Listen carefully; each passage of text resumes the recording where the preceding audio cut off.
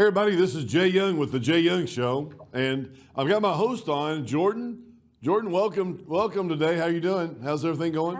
Good. How are you? It feels like we finally have some spring happening, which is exciting. That's true. That's true. Little warmer weather, and it's getting better. I think we may be done with the winter. Maybe Here's to hoping. middle I of know March. that if you're in Colorado, you never plan on spring or the beginning of summer until after Mother's Day because there's always some freeze or some snow that comes in. It always happens. Yeah, that's true. Yeah, it's like they always say in Texas: if you don't like the weather, just hold on. It could very well change. Well, hey, today on the podcast, we're going to bring in Aaron Ledyard. Ledyard's an experienced landman, over 20 years experience in the field. Been with King Operating now for a couple of years. I am blessed to work with him every single day. So, hey, Aaron, welcome to the show. Hey, thanks for having me, Jay. Absolutely. And we're going to talk about Landman a little bit, this Billy Bob Thornton deal. And Sure. I guess, Aaron, you've seen that. Yes, sir, I have. Sure What are your initial thoughts? Give me some initial thoughts on what you think about Landman. Starting off, I got to tell you, I love Billy Bob Thornton. I think he's a great actor, and so I think they hit it out of the ballpark, picking him as kind of the lead for that. Working in the whole business, I hear so many different versions of what people think about the show. I personally like it because it just brings a kind of a little spotlight to our industry, not just as a landman, but it really shows a lot of different personalities you see in the oil and gas business. And so I've really enjoyed it up to this point. I haven't seen all the episodes. I'm kind of taking my time, but I heard they're coming out with season 2, so it sounds like people really like it. Well, Aaron, a lot of people are saying that it's not really a landman, he's more of a company man. What are your thoughts on people's dialogue around that? I got to tell you, the landman, a description of a landman, it's so many things. And I even think over time it's evolved over the last 100 years or 120 years that we've had oil production. Even today there's field man, landman, there's in-house landman. So, but when I watch that show, is what I see is a smaller company that has a guy as a landman who obviously has tons of experience, and he can wear a lot of hats within the company. And I've been really fortunate to work for a few outfits like that. Matter of fact, my real experience of getting involved as a field landman, and then doing I had a guy out in the oil fields around Wichita Falls, Texas. It's shallow oil. That's kind of where I grew up in that area. And what you have those smaller companies, and if you have a good employee, that usually they wear a lot of hats. So what I see is Billy Bob wearing a lot of hats, and also the owner of the company, who calls on any day or time of any time of the day or night to ask them important questions. And I know of landman at companies, they are that guy. Everybody relies on them to ask them all kinds of questions, not just landman questions. So that doesn't surprise me that much. But I got to tell you, I hear tons of criticism from where I work, other people. If they're not a landman, let's say they're an engineer or a geologist, I think they're all a little jealous that the landman's getting the spotlight. I bet so, because you're getting landman, you're getting everything, and you're like, okay, yeah, landman and Billy Bob Thornton. Yeah, but he's like more of a president of a company. I mean, he's handling leases, employees, operations, legal. He probably you see that what he's done is he's probably been a landman for 20 or 30 years, and he's worked his way into these positions. That's kind of how I felt he's being portrayed, and I also feel like that's part of it, is Tyler Sheridan's trying to show that a landman can do a lot more than just what people think. I mean, what do people think, though? That people don't know what a landman is. You got to tell us what inspired you to be one, and what is a landman? What is a landman? A landman is kind of a jack of all trades, and he's been since the early days of history. Now, I don't know if we have time for this, but I found something that I want to read to you that is basically a good lease man, a good landman, and this is coming from like the 1930s or 40s, and this was written, somebody posted on LinkedIn a while back, but this just goes to show you how diverse and versatile a landman should be. Let me read this to you. All right. Must be a man of vision and ambition, an after-dinner speaker, a before and after-dinner guzzler, a night owl, work all day and half the night, then drive 200 miles and appear fresh the next day. You must be able to entertain bankers, farmers, cattlemen, widows, without becoming too amorous. Must inhale dust, drive through snow 10 feet deep, work all summer without perspiring. You must be a man's man, a ladies' man, a fatherly father. It goes on and on. And You this is must from the visit 30s, you must visit clients in hospitals, jails, honky tonks. I mean, the thing is, a landman, to get the job done, has to be able to talk to just about everybody. And Oh man, I don't know if I believe all that or not. no, I'm telling That's you. what Billy Bob Thornton does. You're talking about Billy Bob Thornton and what he does for the industry, and the differences in what you do for a living or what This Bill is a Bob. description. Hey, this is a Hey, description. wait. This is the Jay Young show. This is the Jay Young show. Okay, hold on. Oh, No, but I'm just saying that you're describing what Billy Bob Thornton does, and then but I've had you on now. I've had Bill on. I've had all these other landmen. What I've hired landmen for years. Yeah. 3 decades here, and I don't know any of you that do exactly what you're saying in your reading. This was just a description, Jay, of a landman, a good lease man from the 30s and 40s. I mean, and hey, see, that's what I was gonna say. It's we're from talking, the this 30s is and 80 40s. or Things 90 years always from now. evolve. If this is what you're wanting, a landman, hey, we manage land rights. We negotiate deals related to property, mineral, and surface rights. I mean, there's the field Yep. landman, he's responsible for determining correct mineral ownership, Yep. surface land ownership, Yep. acquiring oil and gas leases.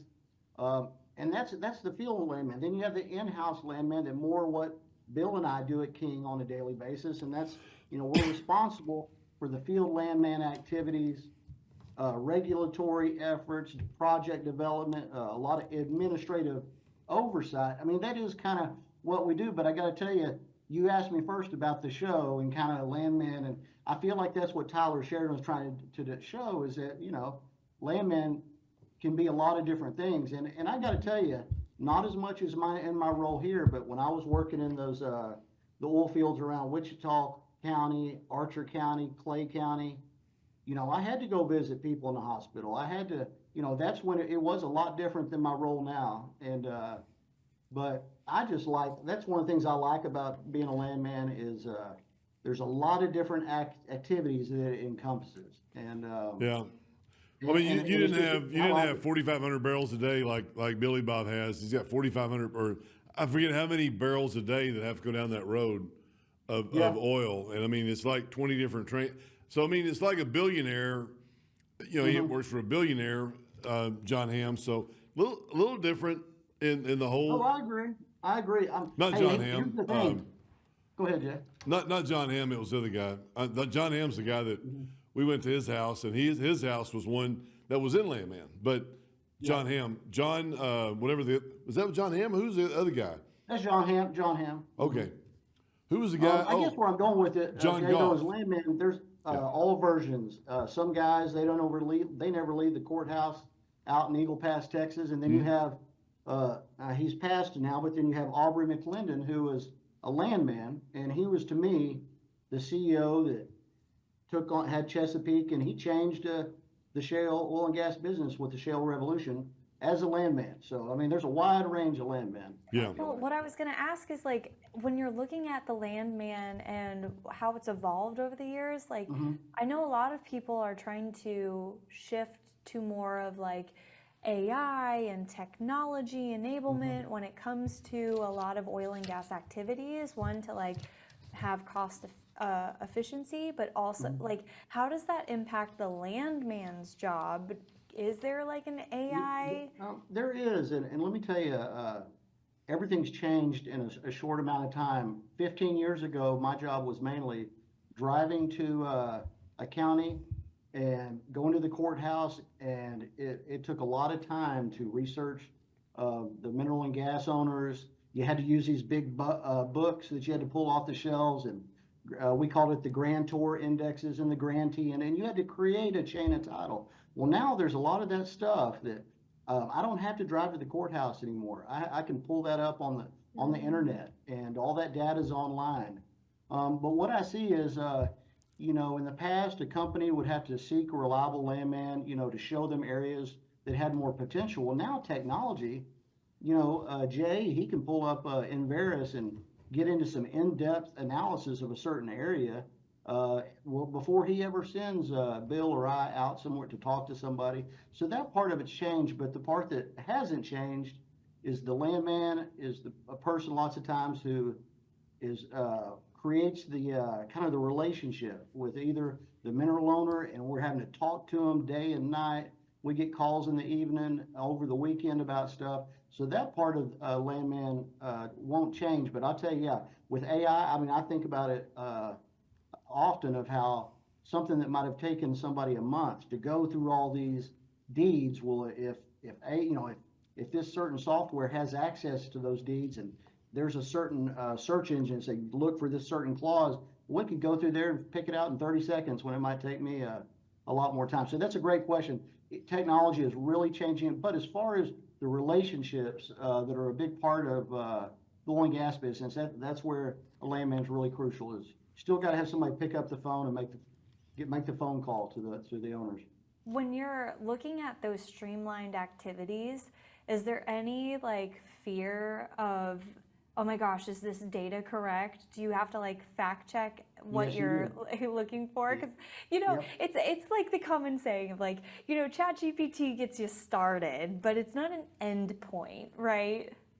No, it's true, and I've kind of been dealing with that with years, not kind of even before AI has become something of a thing. One thing that a lot of companies would do is instead of sending a landman to the courthouse and doing a month or two worth of abstracting, you could go also send somebody to the abstract office that's already put together this long list of. But what I found is it's not all correct. It's not 100%. You got to have somebody go over to the courthouse and look through the recorded deeds. And even in the last 10 years, I had an issue where I had a client call me up and say, Aaron, I think you made a big mistake. And I'm like, oh no, you got to be kidding me. And he says, yeah, well, according to this abstract, this isn't who are the owners. And I said, well, let me go back through my work. And I was able to see where there were some probate records that were not part of that abstract. And so you still got to send the landman to the courthouse to verify. And even if, that's just something you have to, there's still that aspect that doesn't go away. You got to have that human element to really make it work. Absolutely. The human touch, it can't be replaced. Hey, so what's the most critical role, I guess, for a landman? What's number one? Is it leasing new properties, or is it making sure that the royalty owners are paid, or putting that deck together? What do you think is? Well, Jay, it is kind of a process, and at the very front of that process is the accuracy of the abstractors who are putting together the story of who the owners are. And so before anybody, to me, I always loved oil and gas lease. Early on, I loved to lease. I would get the directive, here are the owners, go get the lease. And I loved calling them up and talking to them. But I realized years later how important it was for the accuracy of the work by the landman at the courthouse. Because in our business, it can't be 90%, it can't be 95%. It's got to be 100% accurate. So that's an important part of. But Jay, to me, it's the landman's role in the whole cycle of the oil and gas well. Because you get the well start, but it doesn't. The work doesn't end till, and it's usually not that landman that started it, but way down the chain, maybe 30 or 40 years later, when they plug that well, there's still a landman that's having to do the work. So I'd say all along the chain, but a lot of landmen have their specialty. As you know, I work with Bill here at King, and I just feel so lucky that I can work with somebody that has, on top of my 20 years, he's got probably another 20 or 30 years, and I love working with him. and seeing how he operates, and I'm learning a lot from him. So there's things he would say are like the most critical, but I just think it's a cycle, a life cycle that is important all along the way. It just depends on what the focus is. At that time in the company, as Jay knows, certain weeks he'll come in and be like, this is what we need to focus on. Find me a good place to drill these wells. And so that kind of, to me, during that week, that's the most important thing, is figuring out a way to determine, where do we need to go drill. So. Yeah, Jay's good at that. Jay's good at that. I was gonna. So when we're looking at the show, Jay, how accurate is the show to like your life? And then Aaron, how accurate is the show to your life and your duties? Okay. Jay, you're first. I'm sorry. What? I thought you were asking Aaron a question. What? You're asking me a question? What are you asking? I'm asking you because you're the CEO, you're the president, right? So when you're looking at the Landman show, like, is there any correlation to the show to your life, like as you see Aaron's role and him as a landman? Oh, and not my life, but Aaron's life, or what I portray as a landman compared to what a landman looks like today's world and what Billy Bob. Yeah. Okay, I'm sorry. Yeah. Well, I mean, his son really portrays a really good landman. At the end of the show, when he's talking to that landowner, or I think 9th episode or maybe 10th episode, when he says, "Oh yeah, hey, I got the lease. I want to sign this lease. I'll give you X amount of dollars." He talks about going to the Wolf Camp projects in West Texas, and he says that's too expensive. Let's go on the Eastern Shelf or a little bit outside that. We can get some cheaper leases. The oil may not be as fruitful because you don't know. There's bigger risk as you go outside the Permian Basin, where Exxon may have 30, 40 rigs running, and they know they're going to hit every time they're going to drill. But so it's a little different because Cooper goes outside Midland and says, "All right, I'll give you this." So he's actually negotiating one-on-one with a landowner, with a guy that owns a bunch of ranches or has a big ranch, and he's saying, "All right, well, I'll bring a rig over to drill a well on your acreage." I did that, a long time ago with a lot of different people. Not that I'm a landman or try to be a landman, but like Aaron said earlier, I mean, you play a lot of hats when you're with a smaller company, and we were small at the time. And I got a bunch of leases in West Texas from Earl Mabee, the Mabee Ranch, which at that time, if I would have just made a big deal with him at that time and said, "Hey, I would have been extremely wealthy," because that Midland, I made these deals back in the 90s and early 2000. I made these deals with Earl Mabee and Bobby Holt out there. These are huge ranches in West Texas, and this is when wells were being drilled vertically and not horizontally. And obviously things changed a lot when you go from 1 million barrels a day to 6 million barrels a day in an area. But I made deals with both those guys, walked in their office, and I said, "Hey, Mr. Mabee, I'm on Bobby Holt's property. I'm getting ready to drill some vertical wells. I'd like to increase our land in Midland, and I'd like to lease your land." And he said, "Okay, boy." He said, "I get 25% royalty," and he said it's $200 an acre, whatever the case. It was so small. And he goes, "You got to drill a well every, all right, a spud fee." I think he said, "Pay me $100,000 a spud fee," and he said, "You got to drill a well every 6 months. As long as you drill at least one vertical well every 6 months, you can keep this thing going." And if I'd have kept that thing going, and if I'd have kept those leases, like I said, King would be in a different, light today, because those leases turned out to be 10x what they are now, because people started drilling horizontally underneath that and going But anyway, different. But I made that connection, and that's what Billy Bob Thornton in the show. He's like a company man. He's people that I call in the field, and I go, "Hey, what's going on out there in the field? What's our workers doing? What's going on with the land or leases or the oil production?" I mean, he has a pumper underneath him. He has crews that work underneath him, taking care of the wells or cleaning, all the properties and all that stuff. But he's kind of a corporate company man, president, COO, more than he is actually a landman, because he doesn't really. I mean, he's negotiating with a cartel at one time, I guess.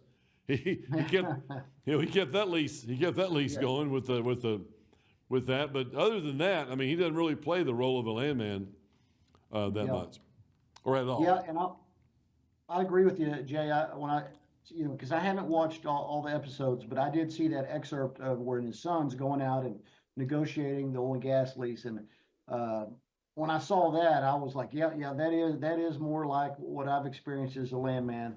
As far as the beginning of the show, and everybody was laughing or giving me a hard time, like, yeah, have you ever had anybody, put something over your head and, talk to you like those cartel guys were? Well, I said, no, but I got to tell you, in today's world where not all the surface owners own the mineral rights like they used to, dealing with those surface owners is difficult. I'm not going to say it's like not dealing with the cartel, but as you know, what I'm dealing with,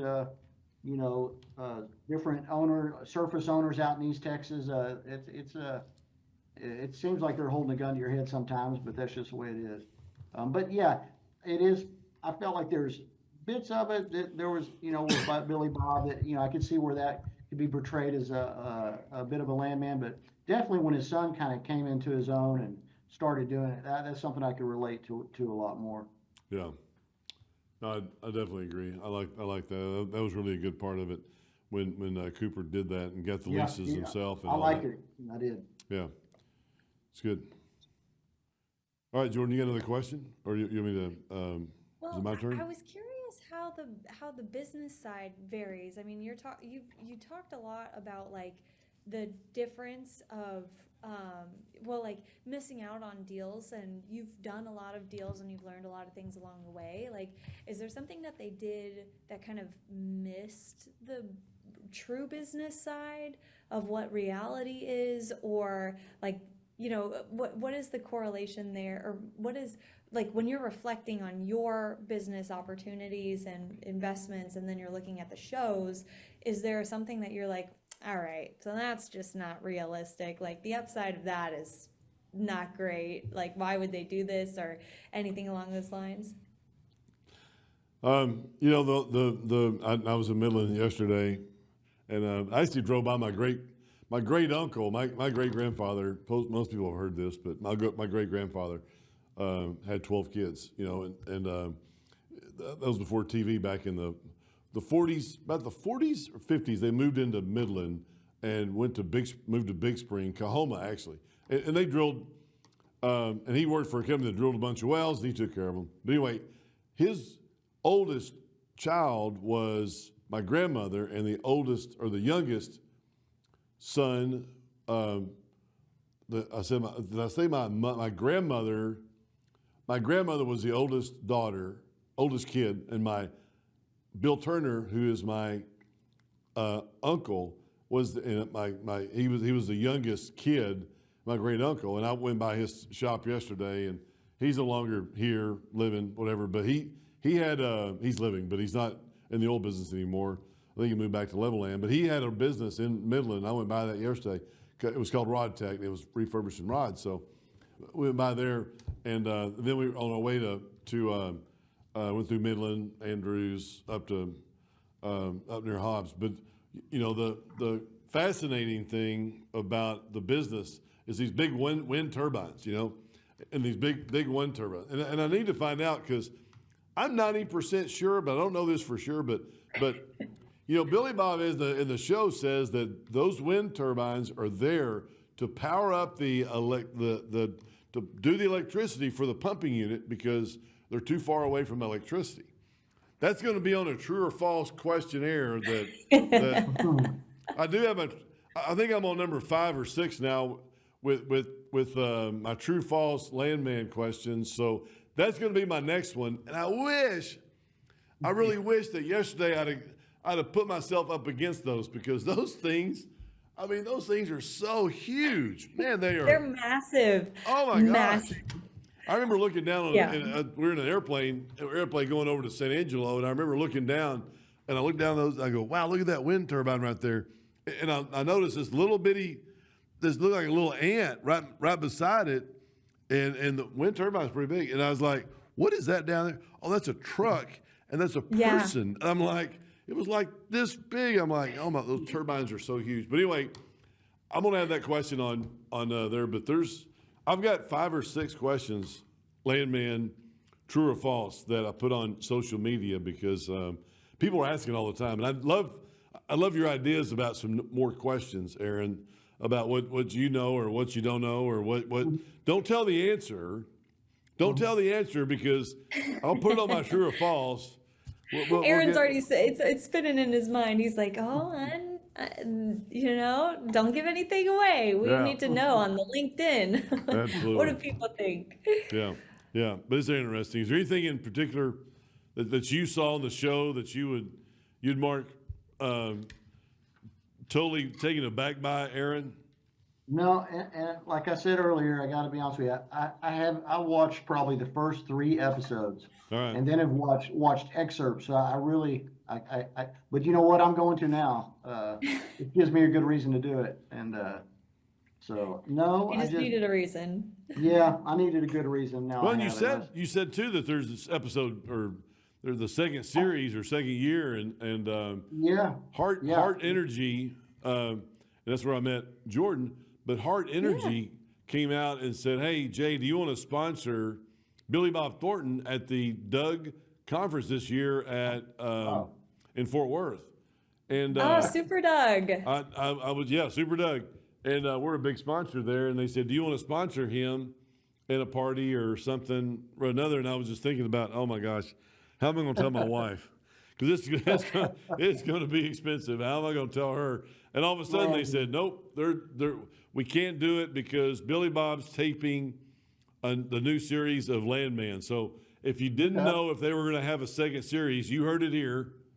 We're not going to have Billy Bob Thornton at our booth at Doug, Super Doug, but we are going to have a second series of Landman, which I don't know which one I'd want more, but I can't wait for the second series. I need to go back and watch it again. I haven't watched. I need to watch it again because there are some extraordinary things that happen in that show that is just, like I said, fascinating. That it really does come together a lot in what Taylor Sheridan's visual. And I know there was a podcast or something that he listened to, but a lot of the things that he did, like the cartel or like I know there's a lot of cartel. There's cartels down in other countries, and I know that Jordan and I talked about this one time.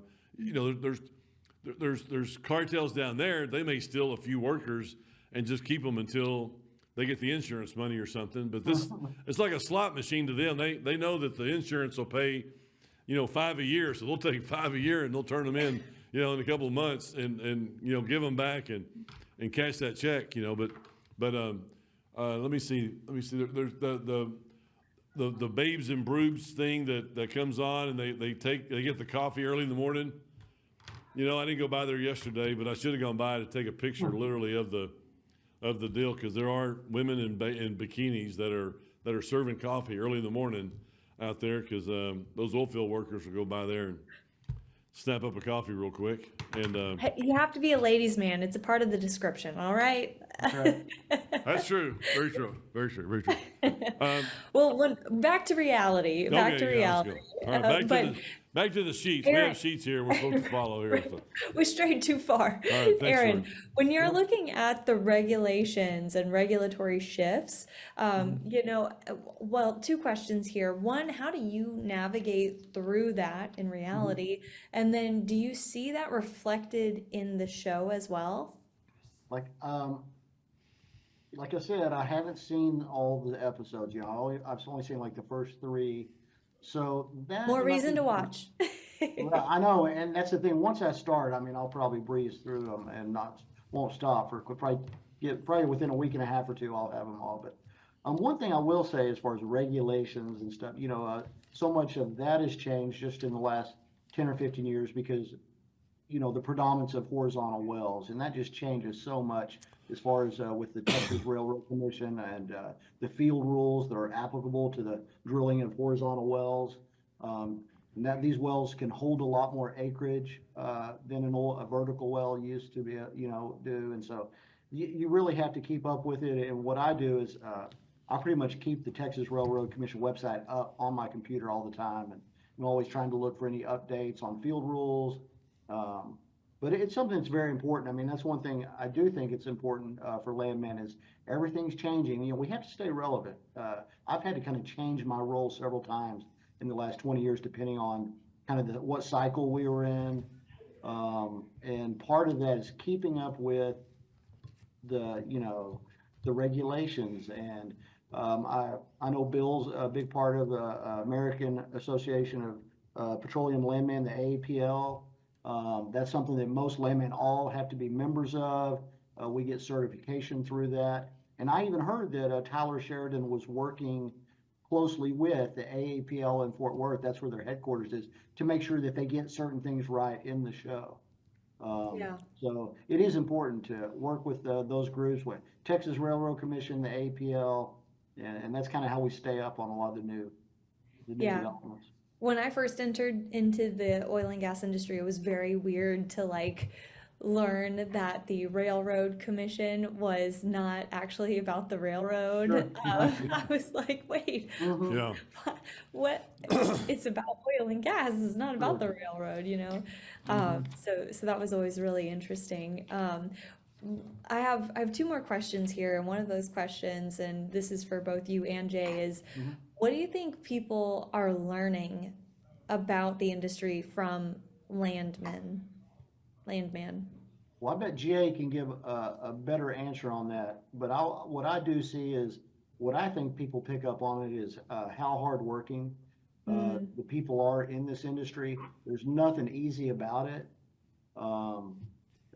They work hard, so they live hard to try to get a little life balance. Yeah. And to me, that's what I really see. Is just, and in that part of it, I do think is where from what I've seen, is pretty close to reality as far as how tough it is out there, the elements, the environment they work in, and so I think that they're doing a good job on that show portraying that as nothing easy about it. And so what you get is a bunch of hardworking individuals who are all, and not everybody finds it, but are working to become successful in whatever role. And that's part of the reason I like being in work in this industry, is just the type of people that I meet. It's very unique, and I'm from Texas, so I kind of born into it, and that's part. I think I'll be doing land work up until my late years. I hope so. Fair enough. Jay, There what you do you go. think people are learning from Landman? Yeah, I think. Well, I mean, there's it's really good, and there's really some good facts in it. That I was really surprised that you could, go Hollywood in it, and people go, "Oh yeah, well, hey, is that right?" Or Jerry Jones really drilled those 4 wells in Northern California and find out and drill enough and made enough money in oil to buy the Dallas Cowboys? No, but anyway, there's just so many different facts and so many different things that came up. But I think one thing that I noticed this back in 1984 and 1985 when I was going to college in San Angelo. I took a job because it said part-time sales $200, and I'm like, that's me right there. Because 200, we had quarter beer night, and $200 into a quarter beer, man, that's a lot. I don't know how many beers that is, but no, That's I'm just serious. sad. But anyway, so I took a job. That's not anything to do with the story, Jordan. But anyway, so I took a job, and I was selling fire alarms door to door, and we sold fire alarms, which were these heat detectors by MasterGuard, and they had heat sensors on them. So you had a project about that big, a heat detector about that big. It had a sensor on it, and when it got to 136, I think, in the house, and when it got to 175 in the attic or something, it would go off. And so I'd sell those all over West Texas. And back then, in '84, man, everybody in the world was buying fire alarms because these workers could literally go to work and make $100,000 a year, $200,000 a year, and they were buying homes all over West Texas. We actually went from San Angelo to Brady to Midland, Garden City, all that down there to sell fire alarms. But during the day, man, it was awesome. I say during the day. I meant when the oil field was going strong. everything was going great. Everybody's making plenty of money because you didn't need you didn't need an education to work in the oil field. If you were a hard worker, you can make money in that oil field, and that is 100% true. But if you didn't, I'm sorry, go ahead. Jay, when you're saying that, something that just came to my mind because I kind of relate this to like working on cars. I worked on a lot of cars with my dad when I was younger, but now everything's so computerized that you have a hard time like working on the car because everything's like, through the computer and stuff like that. So it makes it a little bit more difficult. And you're talking about like the oil field and how you need to have like you didn't have to have an education to make money and to get into the business. And I'm thinking, as we're shifting towards like more technology based operations, what does that look like for the lack of knowledge here, but blue collar workers, or those that don't have like a college education or something? I'm not sure exactly what the requirements are to be a landman, but to get into the industry, like in the way that you're talking about, Jay, with those workers that were able to buy homes and get in and make all that money, like what is that going to look like for the industry moving forward with those people that, either can't afford an education or decide to not take that route? What does that look like? Aaron, Jay, open to both of your guys' thoughts. Yeah. Well, I think that, and I don't know, Aaron, if you want to go first, you want to start off? No, go for it, Jay. Right. Let's hear it. I was going to say that we're talking about landman that's highly educated, somebody like Aaron that's highly educated, that has a lot of knowledge and that wants to learn more, wants to dig into leases. They're deal guys, right? That's what these guys. They're going to look at a land deal and try to figure out what I need to do, what I don't need to do. And I mean, Bill's going up to Amarillo once a month, twice a month, dealing with landowners and all this. Which is that was one other thing that I was thinking about with Billy Bob, and Billy Bob having to deal with that landowner and tell him, we're sending you $2 million a year for you to be a rancher. I loved that. I thought that was great. Totally true. 100%. Right. I mean, and I know a guy right now that's doing the same thing. He's still ranching and he's got a bunch of cows and all this stuff. But if that oil field dries up, those cows are going to dry up too, because it's kind of like a hobby for him. But anyway, what you're talking about, Jordan, is something different. You're talking about people in the oil field. AI will take some part of that out. You're going to have drilling rigs that are computerized now. Instead of having 3, 4, 5, maybe 5 guys, you have 2, 3 guys now. But there's always going to be a way, workover rigs, taking tubing out, taking rods, and all that. You're always going to have workers there. There's always going to be a place for oil field workers and people that don't have a high school education to make $100,000 and to buy a big truck, right? I mean, that's all they do, right? Until We need prices. a brand new Ford F-150. Come on. Yeah, well. Or yeah. Ram. I don't know. I've seen a lot more people with Rams and GMCs and things like that lately. But Yeah. Aaron, what are like your thoughts on that? We've talked a lot about like AI and how like you still have to do your due diligence, you still have to cross check and things like that. But when we're looking at that continual evolution, just overall in the industry, what does that look like? Well, with workers? one thing I think about is no matter what, we all get older and we kind of age out a certain, go into different stages of our life. Hopefully there are the young people that are drawn to the industry, even land work. You got to start somewhere. I had gone to school and, at University of Texas at Dallas, I wasn't studying land work. I took a geology class, but what it was is I met a landman while I was back in my hometown doing some work for my grandfather. And my grandfather was an old school old guy, and he had me going to the courthouse to do file some different like affidavits of non-production. I didn't even know what I was doing. And then I met a guy around the courthouse and I asked him, hey, what are you doing around here? And he goes, oh, I'm a landman. And I didn't know anything about it, but I immediately, this is in 2004, I got online, found where I could take a landman course. I mean, there's still ways for people to gain that knowledge. I started out just taking that course and then joining the AAPL. And that allowed me to have all the resources that these other and then it's really on the person to take it on and try to learn it. And So I think that there will be landmen. They're able to get into the business, and hopefully, I see oil and gas around for a long time, even though that's not what we always hear in the media.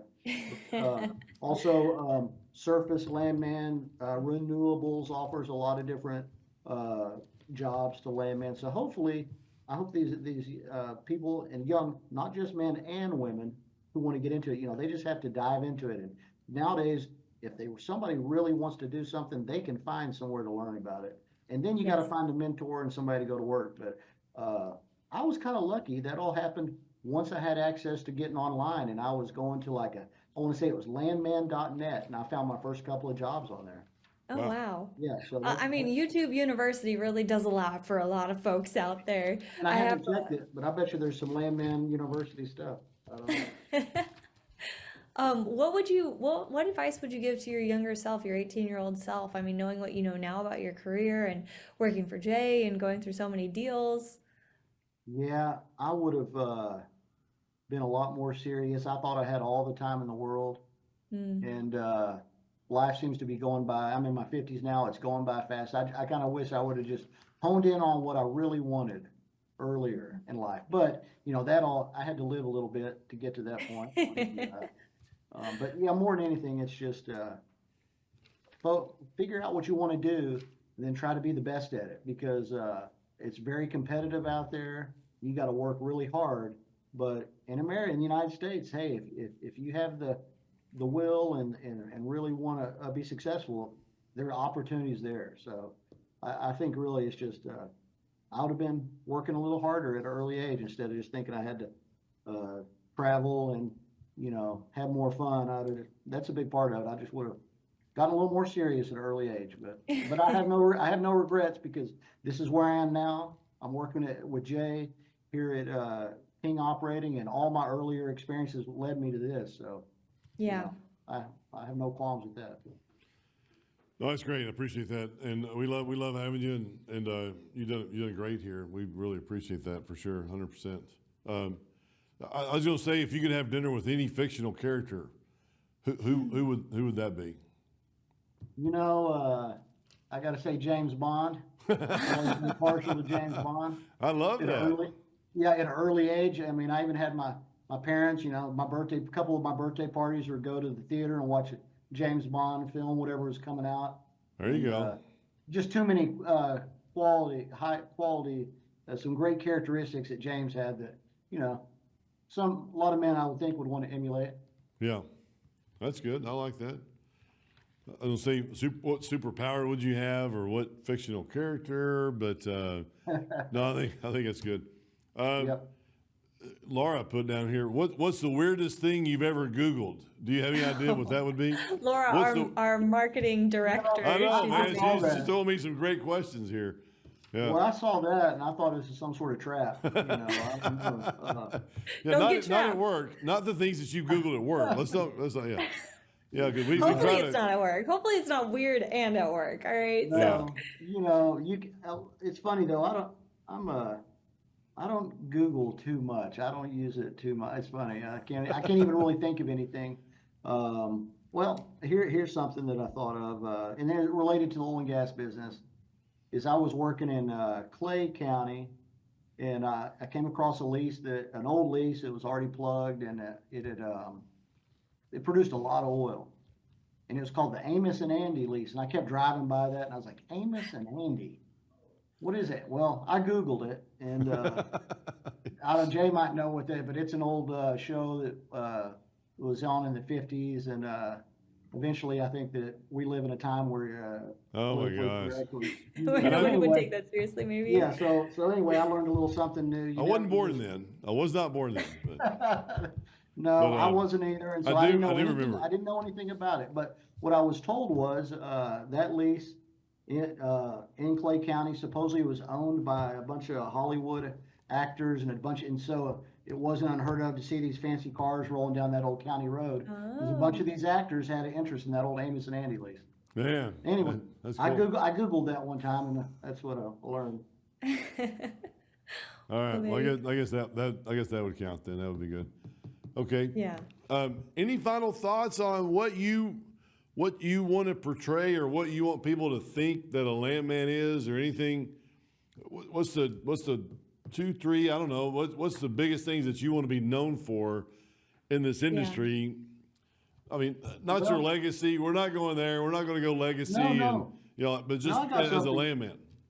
I got something good that I think that you might be. I hope you can see as a quality that not just myself.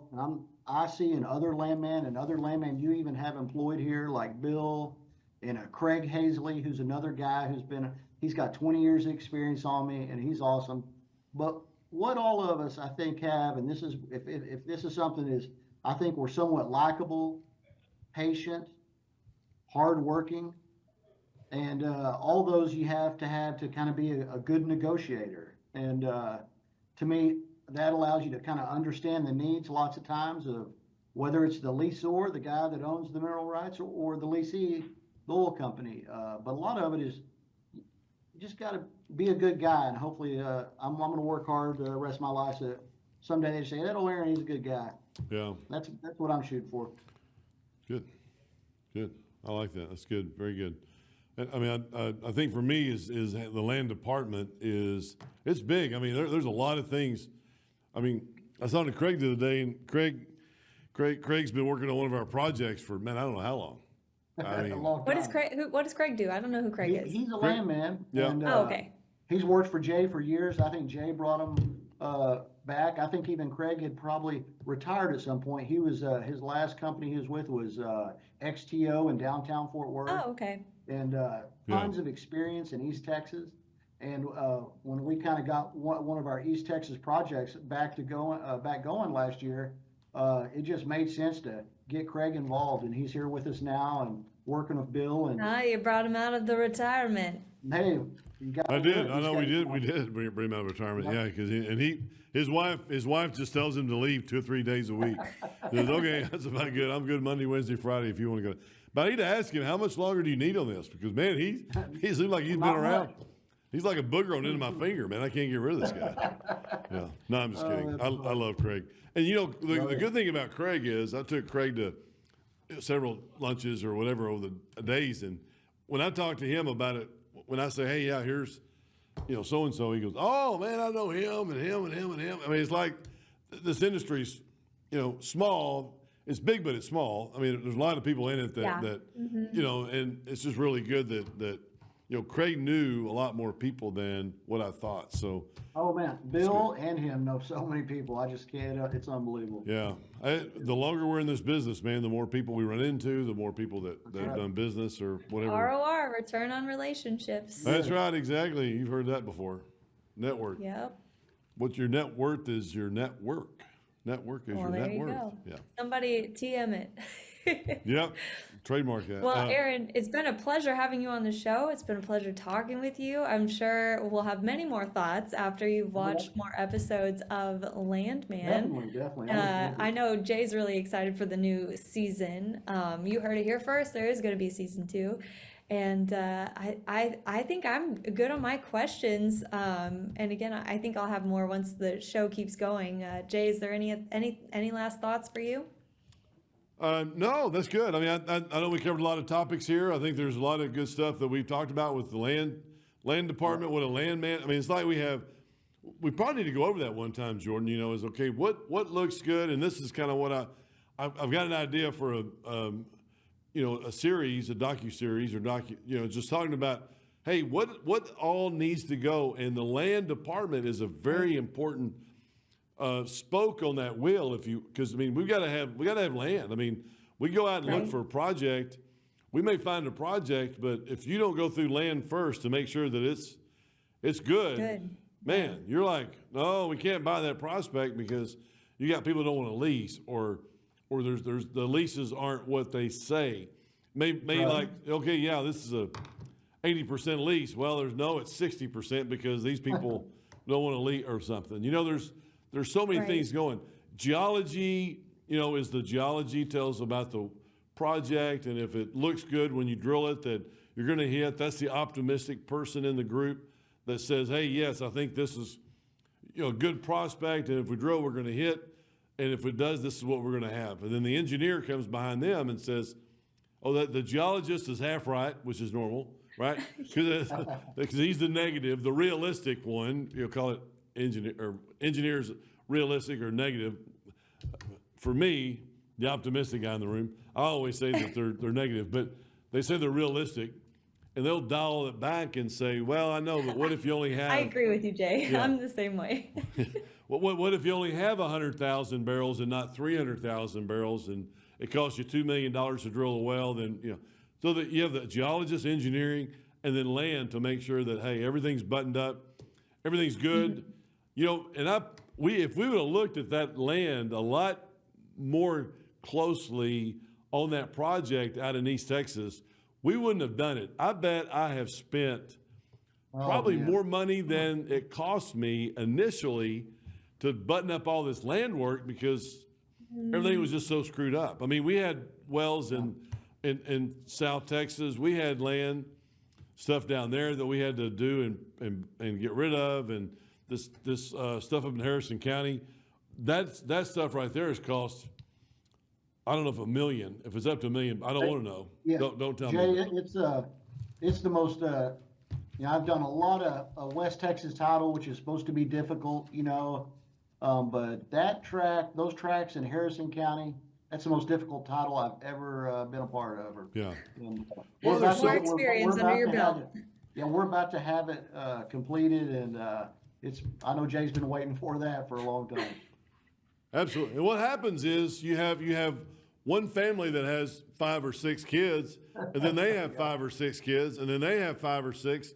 And if it goes multi-generational like that, which it does in East Texas, a lot of East Texas are like, there's 60, 70, 80 people worth of kids, and then they may only own a quarter, right, or a eighth or a 16th, whatever, right? So there's just, and I know I'm just kind of rambling, but just think about all the different people, and you have to get all of them to sign off on it. So Aaron's chased people around all over the country.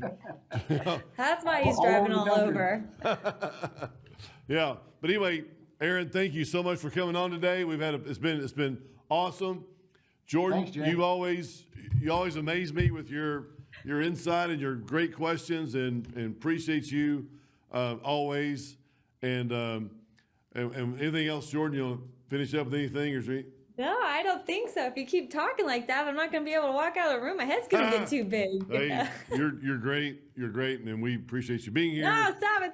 Hey, man, it's just unbelievable. And No, Aaron, it's been a pleasure. Aaron, we appreciate you being at King and you know, working with Bill. I know that he has a lot of experience, and I'm glad you're learning from him. But you also bring a lot of experience to the table too. Yeah. So we appreciate that. So I'm glad to be here. It's an thanks. exciting place to be. Man, let's go. I'm ready. I get on Aaron's booty, ass, I don't know what to say, but I get on Aaron's ass and I'm like, dude, if you got any more locations for me to drill in this one particular area, because we're going after those, and I know those you can drill and hit. I know you can, and I'm like, dude, give me some more locations in that area, because I'm ready to go get a rig and drill. And Hey, when Jay's ready to go, he's ready to go, and you're going to know. Hey, I'm 62 ready. years old. I don't know how many more years I have left, and I got some goals I got to meet, man. Let's go. There you go. All right, good. Healthy, hey, wealthy, wise. Everybody, thank you very much for being here today. Yeah. Appreciate you. Love you. God bless. We'll see you back here next week. Thank you.